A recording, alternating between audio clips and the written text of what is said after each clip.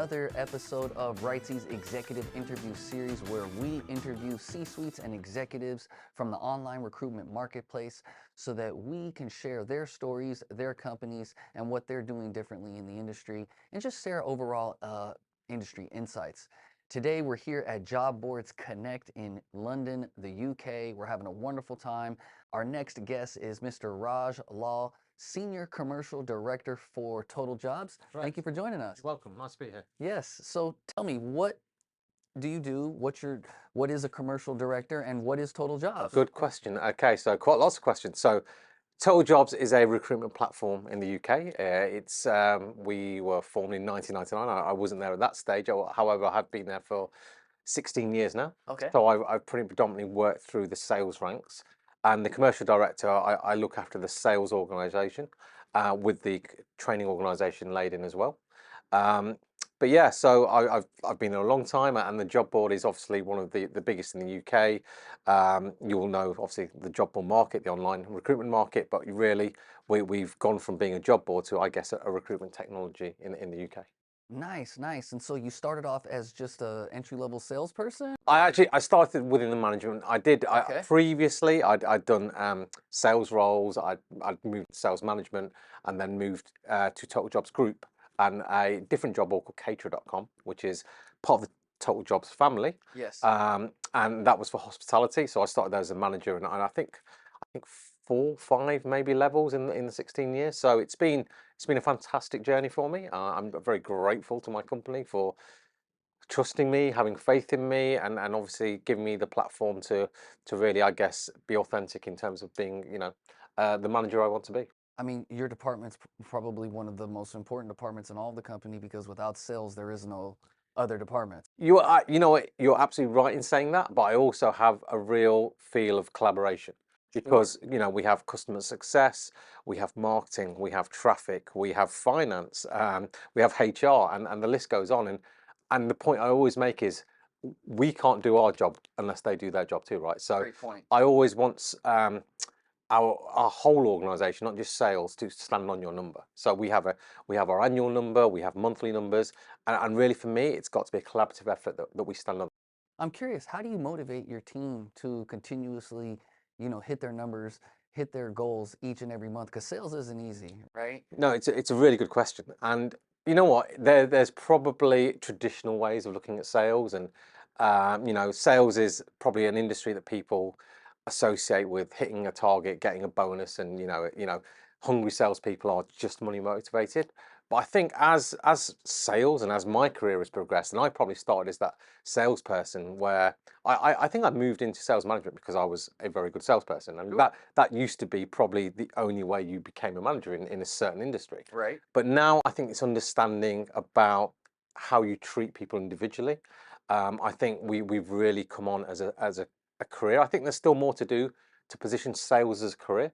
Sales from probably my generation was, oh, I fell into sales, or someone told me to try sales, and we probably don't position sales as a career. There's a high percentage of our UK workforce who work in some sort of sales role or not, and it's not something that we actually probably market very well. From education piece, from a careers advice piece. But yeah, in terms of marketing and sorry, motivating a sales force, it's trying to understand what they want and the why. And of course, there are targets, there is pressure, there is recognition, and there is reward. And we've seen in the last 2 years how different that can be. So last year, we just talked about how the recruitment market was very buoyant, and there was a huge market headwind, right? Mm-hmm. This year, clearly far more challenging, lots of other external macro factors affecting that.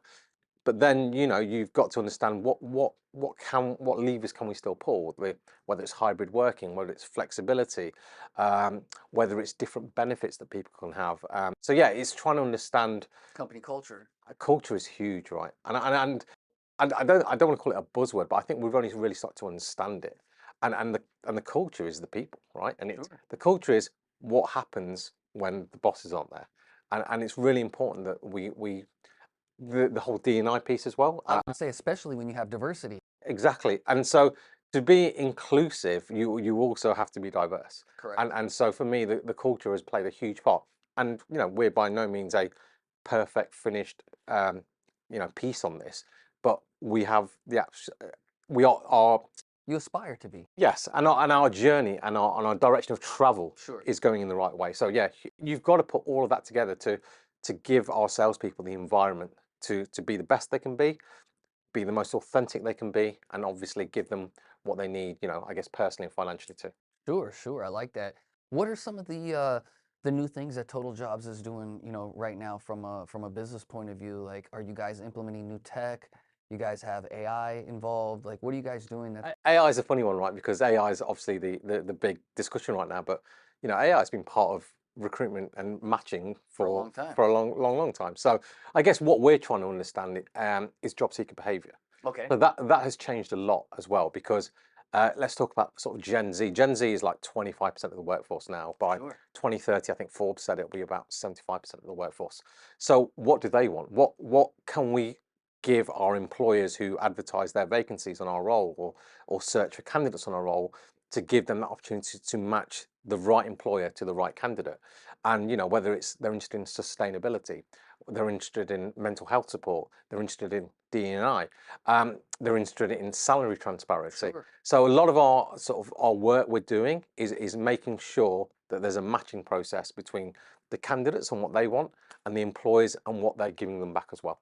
I would say that like over these last couple of years, employers focused really heavy on the tech side and, one click applies and things to get more applicants in. But in the process of doing that, it kind of watered down all the applicants. So it's like, how do you balance Yeah.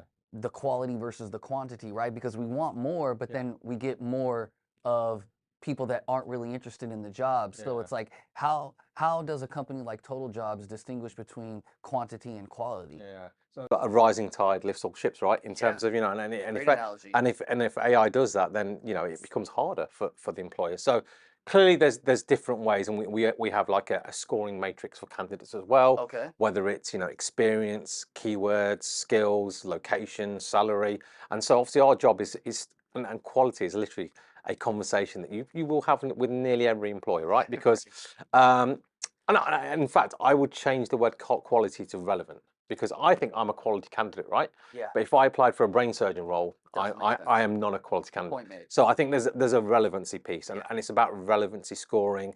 It's about an education for employers and for the tech and all the changes we make to understand, okay, how do we make sure that you're still getting the right candidates? But that's also for them to understand what is the right candidate for them as well. So there are different ways of looking at it. There's, we're looking at, whether it's personality testing, whether it's, matching of energies, which is quite That's interesting as important. well. Yeah.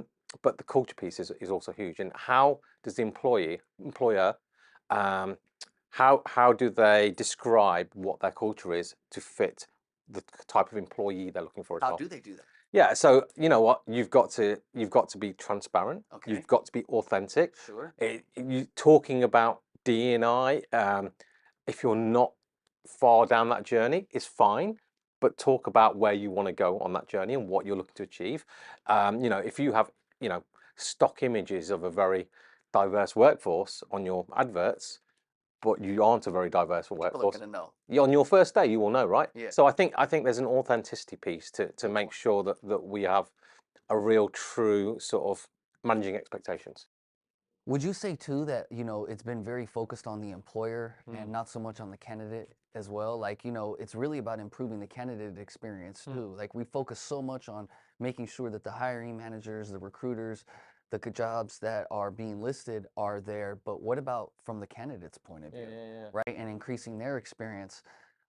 We find that personal branding is important, right? What are you doing as an individual candidate to stand out from the rest of the bunch? Absolutely. Right? And so like at Rightsy, one of the things that we do is we white label career services for online recruitment marketplaces and, increase that online recruitment marketplaces overall candidate experience, plus make them some money. Of course. But, it's really about standing out as a candidate. What are you doing to get through the ATS system? So like, is Total Jobs, do you guys take an approach to on the candidate side? Yeah, so there's various tools on there. It's, and it's about trying to build a community within your website that gives services back to the candidate as well. So Right. whether it's a salary checker, whether it's about understanding an industry, and again we have niche job boards as well, like caterer.com, which really is, because it owns an industry, owns hospitality.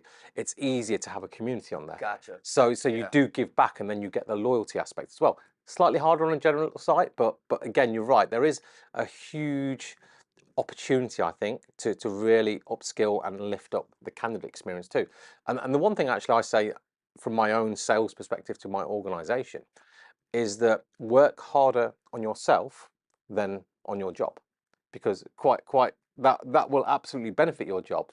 But that sort of came to me probably in the second half of my career, that actually if I work harder on myself, whether it's my Personal development, exactly, health, exactly, nutrition, all of this, mental, all of this, all of it. then your job by association and osmosis will benefit too, and then you get other opportunities too.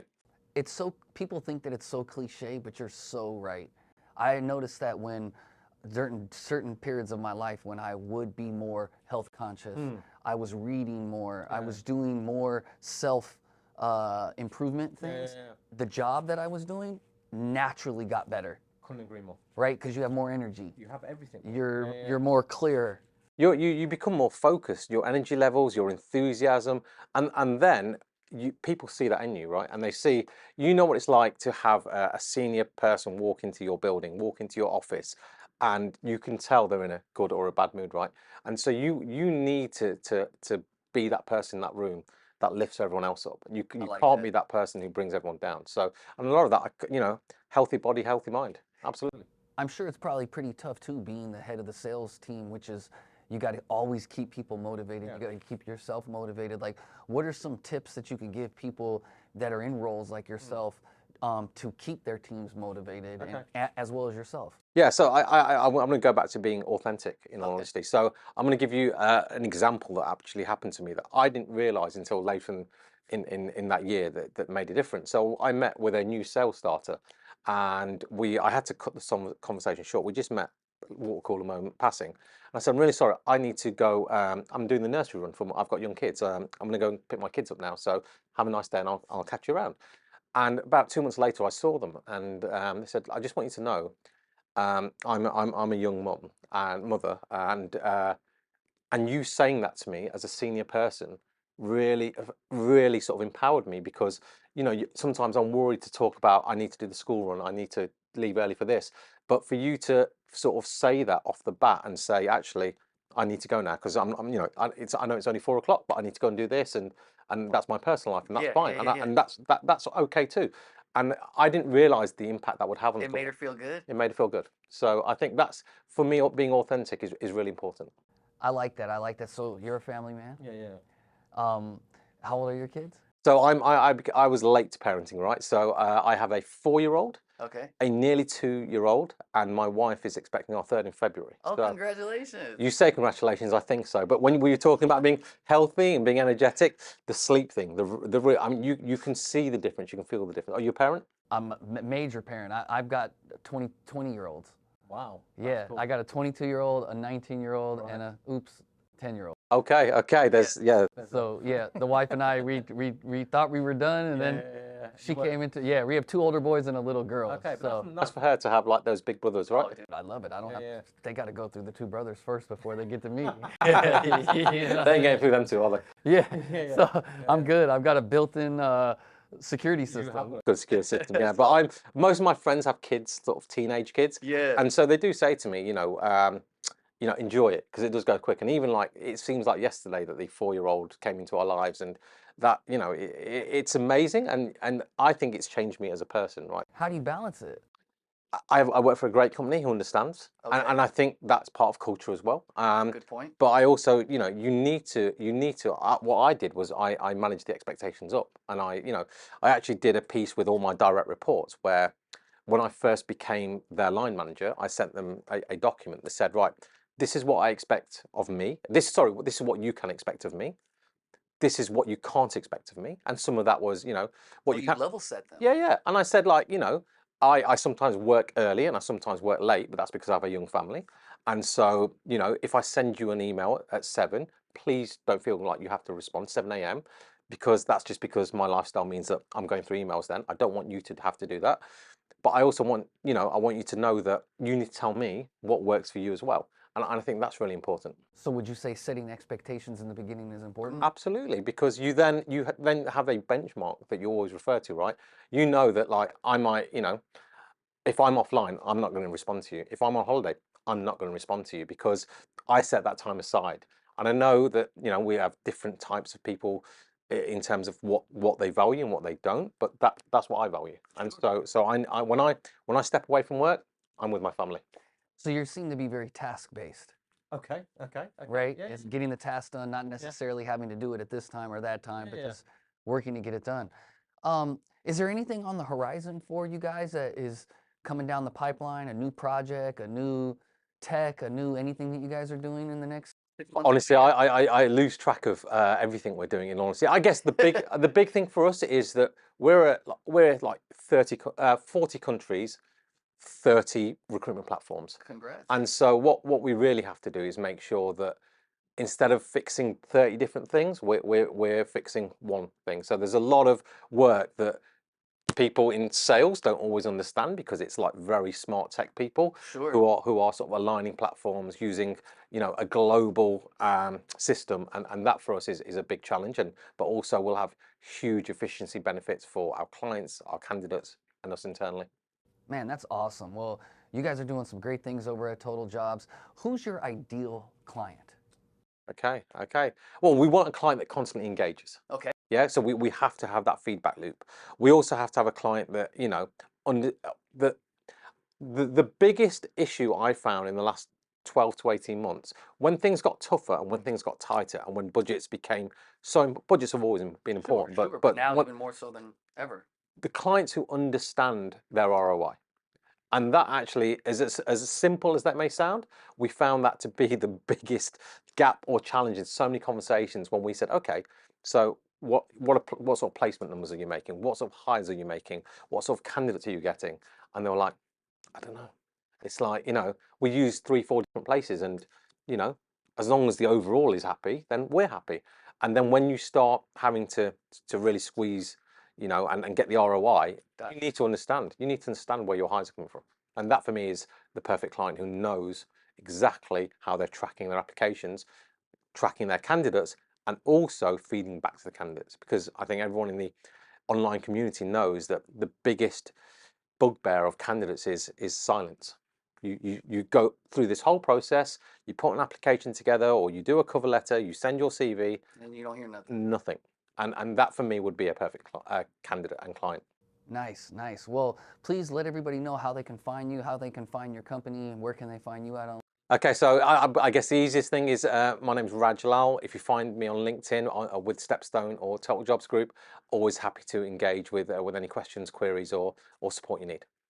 That's awesome. Well, thank you so much for conducting one of these Rightsy executive interviews. You're welcome. Thank you for sharing your wisdom, and I hope we can spread your message more and bring more clients towards TotalJobs. I really appreciate it. Thank you. It's nice to meet you. So thank you for joining us here at another executive interview with Rightsy. We are here at the Job Boards Connect conference in London, UK. Thank you so much. We really appreciate you guys, and make sure you like and subscribe to our YouTube channel.